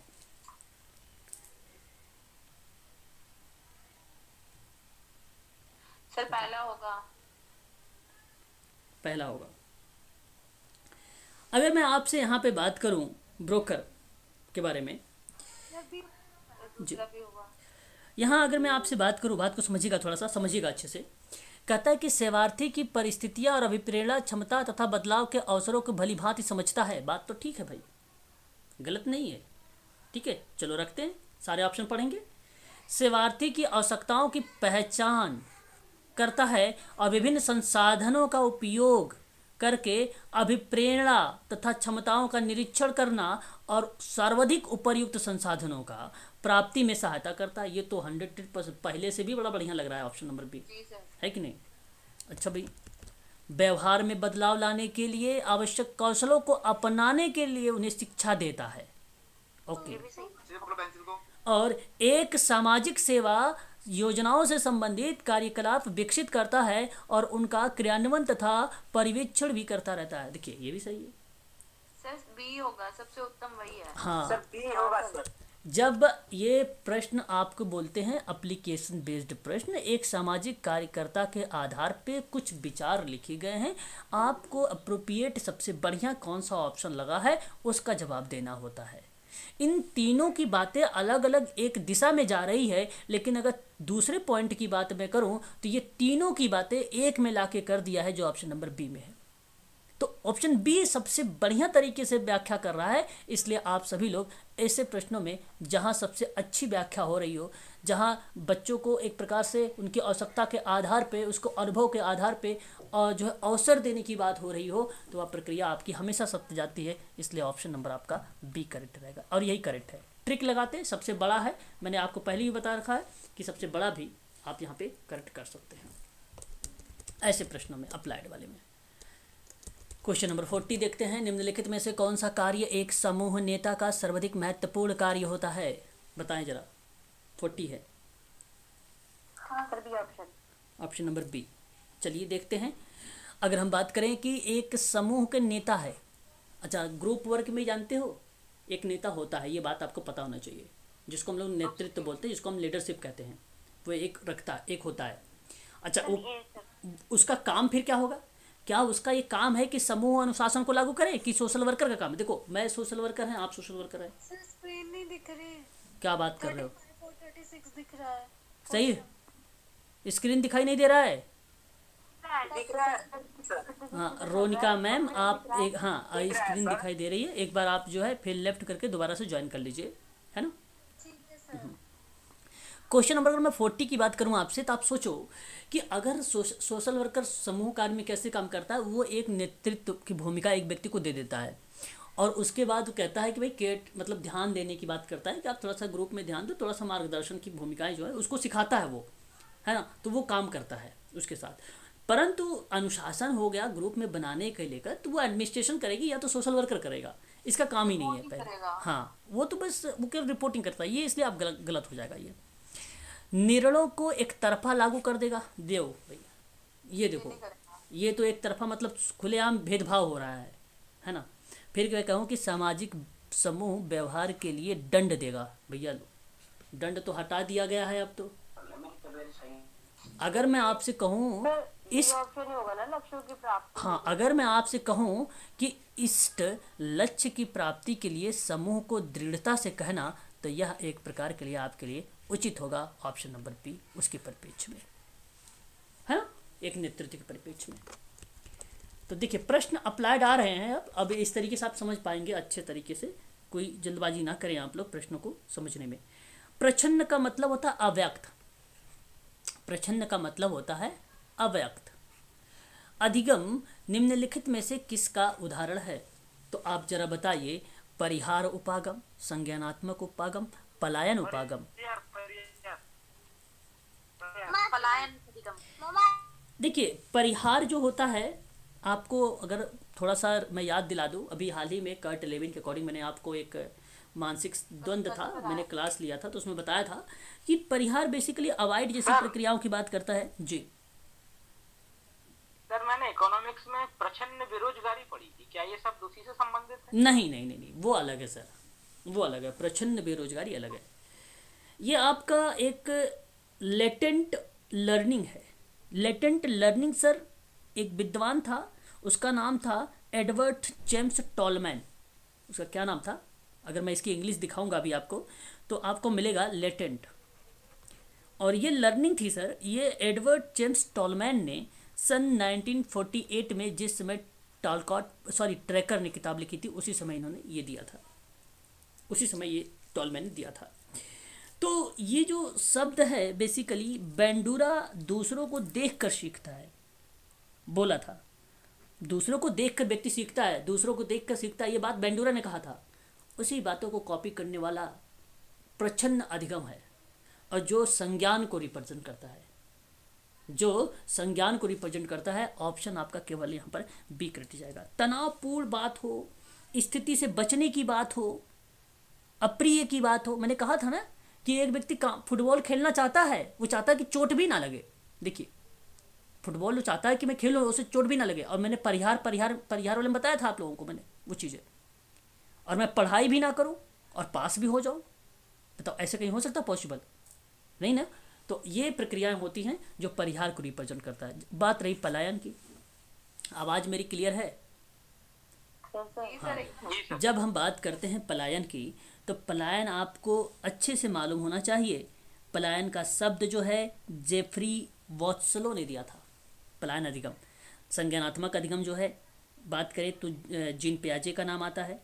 परिहार में अगर हम बात करते हैं, यहाँ पर केवल परिहार अधिगम की बात मैं कर रहा हूँ, तो यहाँ पे नाम आता है जॉनसन का, जॉनसन, और जो है मोइवर। और जब हम संज्ञानात्मक की बात करते हैं तो जीन पियाजे का नाम आता है, जिन्होंने कहा है मस्तिष्क का अधिगम का प्रयोग होता है, वो संज्ञान कहलाता है। पलायन का नाम आता है जेफरी का नाम आता है, जेफरी वाल्सो का नाम आता है। और ये मतलब भागने का प्रशिक्षण, उत्तेजना की जो प्रक्रियाएं हैं वो समाप्त हो जाती है, पलायन हो जाती है। वो जेफरी वाल्सो के द्वारा जो है दी गई थी ये। ठीक है, तो ये प्रक्रियाएं हैं, इसको आप ध्यान रखेंगे प्रच्छन्न। ठीक है सर? राकेश जी क्लियर हुआ? जी सर। हाँ, चलिए आगे बात करते हैं। क्वेश्चन नंबर नेक्स्ट लेंगे। बहुत बढ़िया सवाल, बहुत ही अच्छा सवाल जवाब बताए आप लोग। उल्फ गैंग कोहलर के द्वारा लिखी गई दी मेंटेलिटी ऑफ एप्स नामक किताब, बड़ी अच्छी सवाल है। जरा आप मुझे बताएं ये क्या नाम है, किसके अकॉर्डिंग आती है ये? अंतर्दृष्टि अधिगम। Okay, the mentality of apps की जब हम बात करते हैं तो आपको बता दूं ये किताब जो है और जो है कोहलर की है। ये किताब किसकी है? कोहलर की है, पहली बात। दूसरी बात ये है कि ये किताब सन 1925 में आई। कब आई? 1925 में आई। अब बात ये है कि ये किससे संबंधित है, ये किससे संबंधित है, तो मैं आपसे कहूँगा कि अंतर्दृष्टि से संबंधित है। अब मैंने पहले भी नाम आपको बता दिया था, कोहलर की है। और इससे आपको पता हो जाना चाहिए इनसाइड लर्निंग किसकी है, कोहलर की है। बाकी तो सर आपको जब पता है ये सभी के नाम, तो आप समझ जाते हैं यहीं पर कि प्रच्छन्न में तो मैंने पहले भी बता दिया आपको इसके नाम आते हैं, है ना। तो आपको यहाँ पे समझ जाना है इनसाइड लर्निंग के बारे में। क्या इसमें कुछ बता दूं आपको अंतर्दृष्टि के सिद्धांत में? ओके, चलिए अब सुन लीजिए। अंतर्दृष्टि का सिद्धांत सर मैं आपको बता दूं, ये जर्मन के एक मनोविज्ञान थे, उनका नाम था ओल्फ गैंग कोहलर। कोहलर महोदय ने इनसाइड लर्निंग का सिद्धांत दिया, और अंतर्दृष्टि का शब्द जब इन्होंने प्रस्ताव किया या रखा, प्रस्तुत किया, तो इन्होंने कहा कि ये अनुभव और अचानक से आता है। इन्होंने कहा अनुभव और अचानक से आता है अंतर्दृष्टि, इनसाइड लर्निंग। अनुभव और अचानक से कैसे? मैंने आपको बताया था कि अगर एक बॉक्स, एक कमरा है, उसमें बंद कर दिया गया, ऊपर केले लटकाए गए हैं और बाहर छड़ी रखी गई है, 2-3 छड़ी रखी गई है, अब यहाँ पे चिंपैंजी है। चिंपैंजी क्या कर रहा है, केले को प्राप्त करना चाहता है, जो कि प्राप्त नहीं हो पा रहा है। इनसाइड, अंतर्दृष्टि। तुरंत उसके दिमाग में आता है, एक छड़ी उठाता है, और जैसे ही छड़ी उठाता है और फिर केले को प्राप्त करना चाहता है, लेकिन फिर भी केले नहीं मिलता है। फिर उसके दिमाग में अचानक एक और बार आइडिया आ जाती है कि दूसरी छड़ी है जो इसमें लगा देनी चाहिए। दूसरी छड़ी इसको एक दोनों को ज्वाइन कर देता है, जोड़ देता है। फिर यहाँ पर भी केले नहीं प्राप्त होते। फिर अचानक, मतलब मैं 5 रख सकता हूँ छड़ी, 2 रख सकता हूँ, एक ही छड़ी रख सकता हूँ। आप केवल इतना समझ सकते हैं कि जो अचानक प्रक्रियाएं आ रही हैं मन में या दिमाग में, है ना, तो वो प्रक्रिया इनसाइट कहलाती है। जहाँ अनुभव के अचानक पुनर्गठन हो जाए, आप लोग करते करते कामों में नहीं कहते, अचानक कोई आइडिया आ जाती है, वो क्या है, इनसाइट लर्निंग है। हाँ, जब एक व्यक्ति संघर्ष से जूझ रहा होता है तो किसी समस्या का समाधान अंतर्दृष्टि में झझकती है, और वहाँ पे अचानक से जो क्रिया आती है वो क्या कहलाती है, इनसाइड लर्निंग कहलाती है। और आपको पता होगा, मैंने कहा है कि जैसे सर वो कुआ और घड़े का मतलब वो एग्जांपल दिया था उन्होंने, किसका, जो है घड़े में पानी कम था और कुआ उसमें कंकड़ डाल रहा था, वो अंतर्दृष्टि अधिगम का एग्जांपल था। नहीं, ये एग्जाम्पल नहीं हुआ सर। अंतर्दृष्टि का बेसिकली क्या था, वहाँ पे कौवा को भाई पता था कि पानी ऊपर लाना है ना, पानी ऊपर लाना है। तो पानी ऊपर लाने के लिए उसे मालूम, भाई इस चीज़ को कॉन्सेप्ट उसके अंदर था कि हम जितने बार कड़ा जितना उसमें कंकड़ डालेंगे तो पानी ऊपर आएगा, है ना। उसे अचानक वो चीज़ें नहीं आती थी, चिंपैंजी को अचानक आती थी वो बातें। जैसे मैं आपसे अगर कहूँ कोई चीज़ अचानक आ जाए, है ना, अचानक आ जाए मन में, कोई दिमाग में कोई चीज़ अचानक जहन में आ जाती है, वो चीज़ें होती है ना। और कोई चीज़ अगर एक बार अचानक आ गई, मान लो उसके अगर मन में कोई अचानक एक बार आ गई, तो उसके बाद उसके आधार पर अगर वो काम कर रहा है तो वो अंतर्दृष्टि नहीं होगा कि अचानक आ गई केवल। उसी काम के आधार पे जब हमने कहा अनुभव भी ना, और भी काम कर रहे हैं तो और भी अचानक आइडियाज आ रहे हैं। कोई जरूरी नहीं कि एक ही आइडियाज आ रहा है, विभिन्न प्रकार के आइडियाज आ रहे हैं, तो वो अंतर्दृष्टि कहलाता है। तो कौवे वाला का एग्जाम्पल इसके अंतर्गत नहीं। आप किताब अगर पढ़ेंगे साइकोलॉजी वगैरह में, तो आपको पिक्चर के साथ चिंपैंजी को दिखाया गया है, उसमें मिलता है ना, चिंपैंजी को। ठीक है, तो याद रखेंगे ये चीज़ें। चलिए आगे बात करते हैं। जनजातीय जनसंख्या को सबमर्ज ह्यूमैनिटी के रूप में किस विद्वान ने परिभाषित किया? बड़ा अच्छा सवाल है भाई। Submerged humanity, great. ओके, आप लोगों ने यहाँ पे अलग अलग तरीके से जवाब दे रहे हैं, मैं आपको बताऊंगा। देखिए, सबमर्ज ह्यूमैनिटी की बात अगर मैं करता हूँ तो जलमग्न मानवता, बेसिकली अगर हम बात करते हैं सब इसको शुद्ध हिंदी में तो जलमग्न मानवता, और ये बात बाय डॉक्टर दास के द्वारा। तो एक सामान्य नाम वाले परिवारों के संग्रह जो है इंपीरियल गेटियर ऑफ इंडिया की बात अगर हम करें ऐसे परिपेक्ष में, एक समान वाले परिवार के परिपेक्ष में उनके संग्रहों के बारे में तो जिक्र हमें मिलता है सबमर्ज्ड ह्यूमैनिटी के बारे में।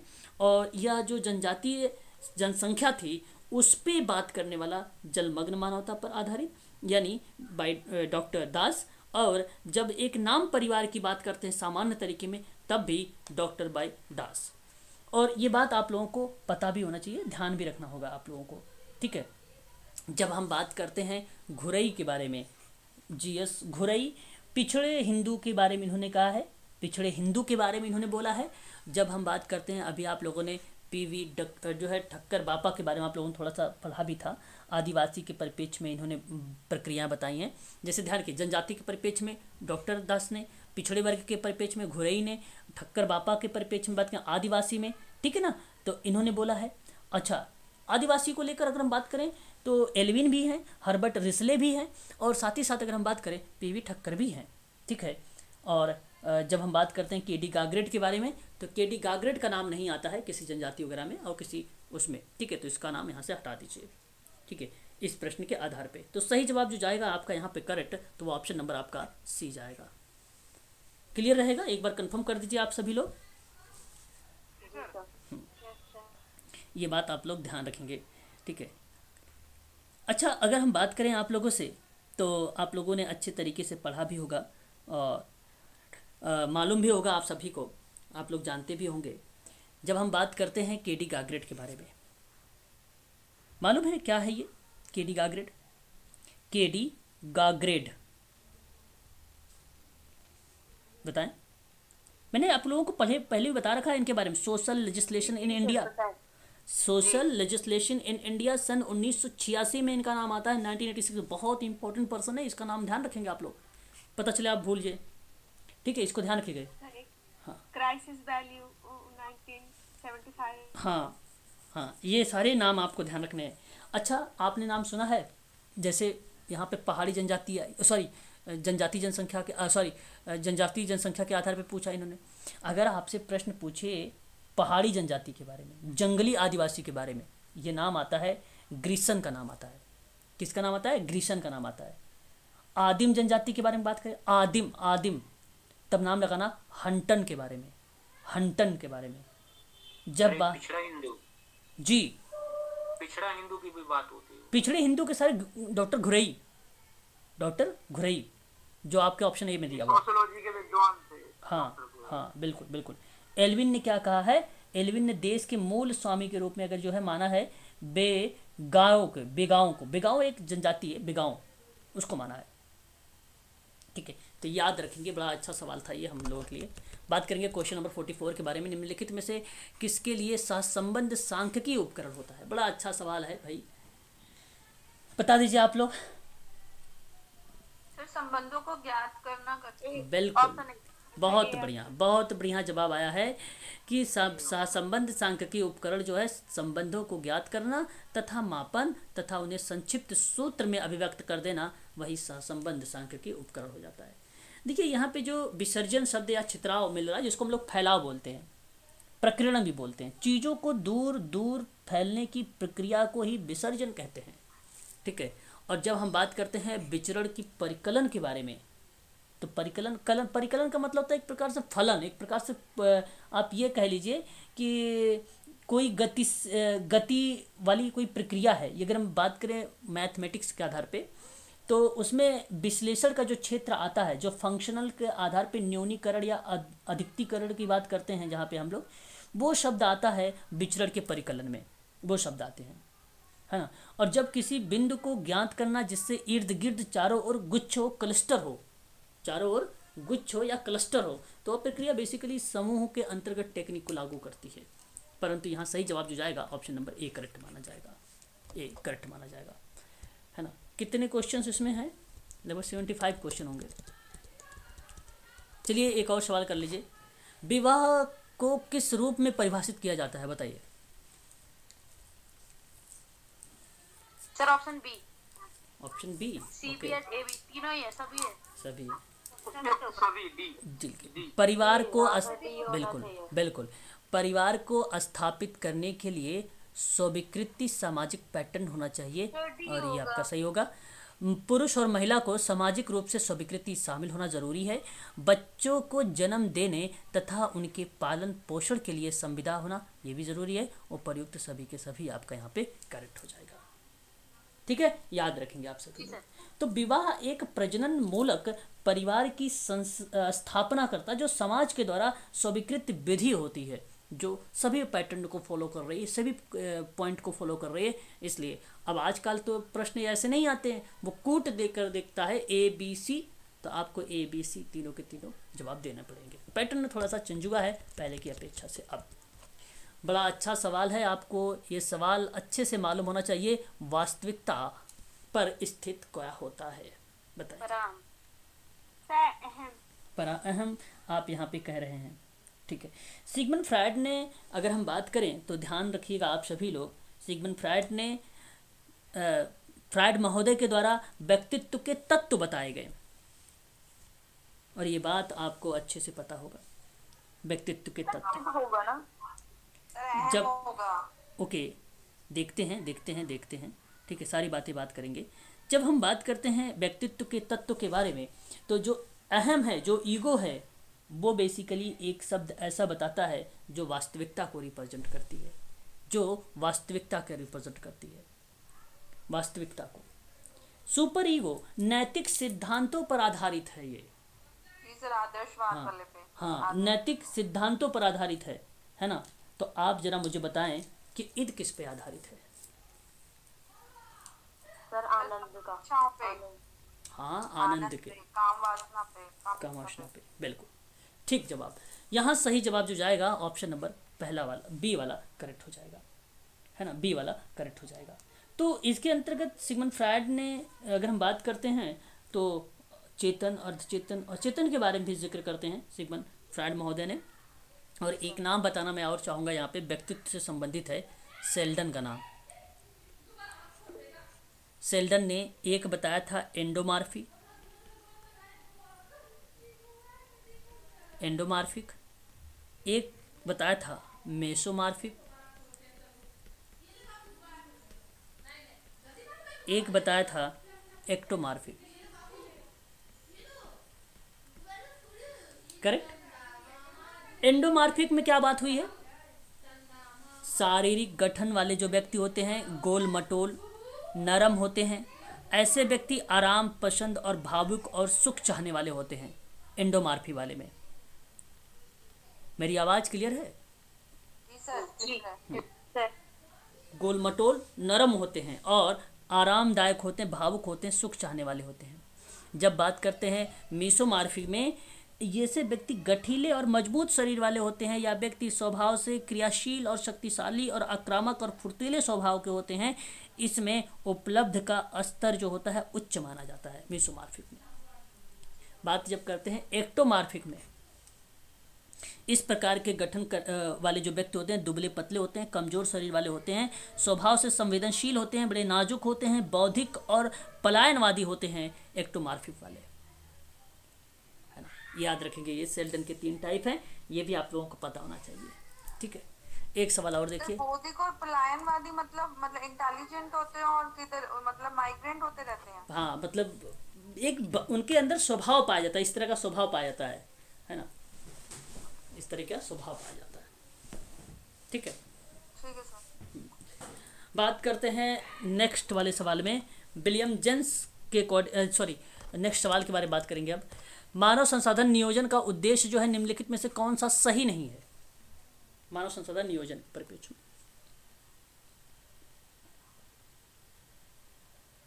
सही नहीं है sir option B. Option B. अगर मैं आपसे बात करूं सही नहीं है, हाँ सर, बी। ओके, सही नहीं है तो मैं आपको बता दूं, विभागों के लिए निश्चित कौशल व्यवस्था को एक ही ढंग में क्या करें, संरूपित करें। अब ये आपको गलत है, यही आपका सही है। जनशक्ति बाजार वातावरण का विश्लेषण करता नहीं है क्या मानव संसाधन? भाई मैंने एक पढ़ाया था तब बाजार वहां पे ऑप्शन में दिया था और ये प्रश्न आया भी था, बाजार। और फिर उसके बाद भावी कौशल आवश्यकता का पूर्वानुमान करना, और फिर वर्तमान के नियोजित मानव संसाधन का इष्टतम उपयोग करना। केवल आप देखिए ना, विभागों के लिए निश्चित कौशल व्यवस्था के रूप में मानव संसाधन नियोजन का उद्देश्य नहीं होगा। बताइए, एक ही ढंग से निरूपित करेंगे तो क्या रहेगा लागू? एक ही पॉइंट ऑफ व्यू लागू करेंगे थोड़ी नहीं चलेगा वो प्रक्रिया, इसलिए ये गलत है। सर एक बार सेंटेंस को फिर से पढ़ें। विभागों के लिए निश्चित कौशल निश्चित व्यवस्था, भाई ये नहीं होगा शायद। जनशक्ति बाजार वातावरण, ह्यूमन रिसोर्स प्लानिंग का ए, सी और डी सही हो रहा है अकॉर्डिंग टू मी, मतलब जैसा मैं पढ़ पा रहा हूँ। या फिर आप इसको इंग्लिश कर दीजिए एक बार। मैं इंग्लिश भी कर देता हूँ, आप बताओ आपको सोचना है किस तरीके से। मानव संसाधन नियोजन का उद्देश्य नहीं ह्यूमन है, रिसोर्स प्लानिंग, हाँ नहीं है। क्या नहीं है? मानव संसाधन का नियोजन नहीं है, हाँ नहीं हो सकता। आप जरा मुझे बताओ, यहाँ पे भी इंग्लिश भी देख लीजिए आप लोग, है ना, इंग्लिश भी देख लीजिए। पहला ऑप्शन आपको क्या बताता है? यही प्रक्रिया आपको दर्शा रहा है कि विभागों के लिए निश्चित कौशल की व्यवस्था, जो स्किल की व्यवस्था की जा रही है, क्या उसके डिपार्टमेंट में इन सेम मैटर से भाई मैं कह रहा हूँ आपको बात सही है, विभागों की निश्चित कौशल की बात करेगा, व्यवस्था करता, लेकिन क्या वो एक ही ढंग से करेगा? आप बताओ। डिमांड होगी, जिसकी जैसी डिमांड होगी उसके आधार पे करेगा ना, हाँ तब वो सही होता। तो बताइए, वो फिर जब ये बात थोड़ी नहीं लिख रहा है कि जो जैसी आवश्यकता होगी उसके आधार पे परिवर्तित होगा, ये तो लिखा नहीं है कुछ। क्या हम एनालाइज पीपल मार्केट इन्वायरमेंट, ये थोड़ा कैसे सही हो रहा है वो मुझे बताइए। एनालिसिस पीपल मार्केट इन्वायरमेंट, अगर हम बात करें एनालिसिस करता है, विश्लेषण करता है जो मार्केट, जो मतलब अगर हम बात करें आप लोगों से, तो जो जनशक्ति बाजार है, जो वातावरण का विश्लेषण करने की प्रक्रिया बता रहा है। तो ऐसे में भाई हम क्या करेंगे, जिसकी जिस तरीके से मार्केटिंग, जैसे मार्केटिंग नहीं होती है वातावरण में जो परिस्थितियां बन जाए, कोई जरूरी नहीं, यहाँ पे एक एग्जांपल देगा बाजार का बारे में, उस इन्वायरमेंट में बहुत सारी एक्टिविटी हो सकती है, केवल बाजार दे रखा है। तो बाजार में अगर हम बात करें तो वहाँ पे उनका एनालिसिस करेगा, और एनालिसिस करेगा तो लोगों के अलग अलग आवश्यकताएं मिलेंगी, लोगों को अलग अलग चीज़ें मिलेंगी। जब अलग अलग मिलेगा तो मानव संसाधन की प्लानिंग भी अलग अलग तरीके से होगी।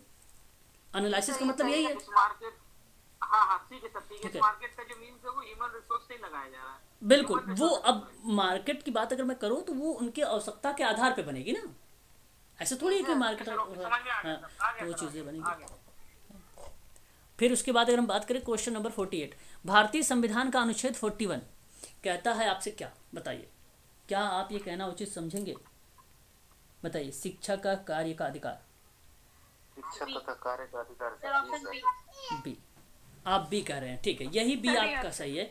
आपको अगर बारे में बात करें, आप पहले भी जानते हैं इसके बारे में, 21A के बारे में, निःशुल्क और अनिवार्य शिक्षा आपको क्या बताता है? निःशुल्क 21 का ए, शिक्षा, हाँ ये आपको क्या बताता है? अच्छा, इसमें आपका RTE भी आता है, RTE भी इसमें लागू होती है 2009 वाली, हाँ इसमें साल। विदेशों के साथ शैक्षिक और सांस्कृतिक संबंध की बात करें तो 29 आर्टिकल, एंग्लो भारतीय समुदायों के लाभ हेतु जो शैक्षिक अनुसंधान होगा 337, भाई वह जाति जो भाषा के संबंध में प्रयुक्त होती है ना। और 29 आपको कहता है कि अल्पसंख्यक हितों की भाषाई और लिपि या संस्कृति को संरक्षित करने के परिप्रेक्ष्य में, है ना। ये अब 41 क्या बताता है आपको? 41 क्या कहता है? 41 कहता है कि कुछ सहायता में काम करने के लिए लोक सहायता से अधिकार की बात है ना। लेकिन यहाँ सही जवाब जो माना जाएगा 41 के परिप्रेक्ष्य में, तो जो शिक्षा का कार्य के अधिकार के बारे में बात करता है, इसी के बारे में बात हुई है। कुछ दशाओं में कार्य हो, काम हो, या शिक्षा हो, या लोक हो, इसके बारे में जिक्र किया जा रहा है। क्या ऑप्शन नंबर आपका बी करेक्ट होगा कि नहीं होगा? बोलिए। जी सर होगा। आपका एक अच्छा सा सवाल, लास्ट सवाल, क्लासिकल अनुकूलन का प्रस्ताव किसने दिया था? यान पेट्रिक पावलोव। हाँ, इवान पेट्रिक पावलोव। और आपको ये पता है, हाँ, इसने कितने उद्दीपक यूज किए हैं? दो उद्दीपक का प्रयोग, ठीक है, याद रखेंगे आप लोग इसे भी। कब आया था ये? 1904 में आया था। सिगमंड फ्रायड के द्वारा कौन सा सिद्धांत है? म्यूट करवा दीजिए। हाँ, एक बार म्यूट हो जाइए भाई। लैंगिक विकास का सिद्धांत 1923 में।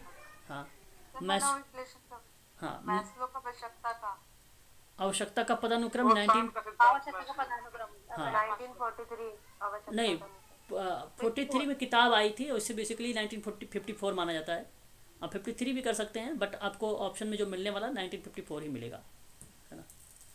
और अगर हम बात करें थॉर्नडाइक के बारे में, एसआर थ्योरी, हाँ, कब आई थी?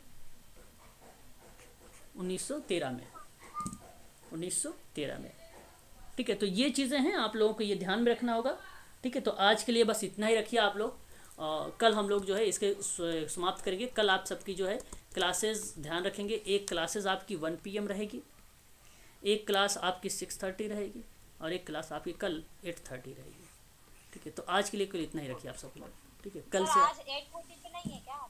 नहीं, आज नहीं क्लास है ना, ठीक है। Okay sir. हाँ, कोई डाउट वगैरह है तो पूछ सकते हैं।